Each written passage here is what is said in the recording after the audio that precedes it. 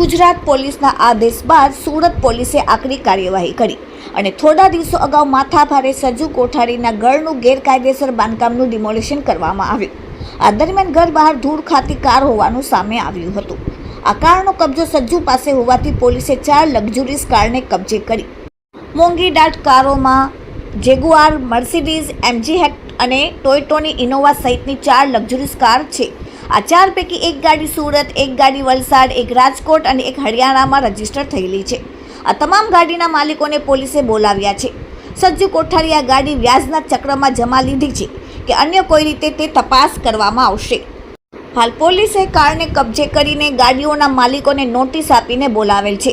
જો ગાડીઓના માલિકો ફરિયાદ કરશે તો તેમની ફરિયાદ લઈ વધુ તપાસ હાથ ધરવામાં આવશે। હાલમાં અઠવા પોલીસ સ્ટેશન ખાતે મૂકી રાખવામાં આવેલી તમામ લક્ઝરીઝ કાર રસ્તા પરથી ઉચકીને પોલીસે અન્ય સ્થળે ખસેડી છે।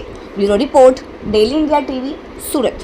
अठवा पुलिस स्टेशन की हद में सज्जू कोठारी करके एक आरोपी है। इसके ऊपर 33 टोटल गुना है, 2 गुच्छी टोक के और बाकी दूसरे गुना है। अभी जब माननीय एचएम सर, माननीय डीजी सर, सीपी सर इनके निर्देश मुजब जब ये आपराधिक तत्वों पे कार्यवाही चल रही थी तो वहाँ डिमोलिशन तोड़ा गया। तो वहाँ रोड पे 4 गाड़ियाँ खड़ी थी।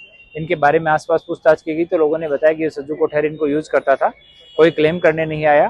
इनके ऑनरशिप चेक की गई तो एक गाड़ी वलसाड में रजिस्टर्ड है, एक गाड़ी सूरत में रजिस्टर्ड है, एक राजकोट में, एक हरियाणा में।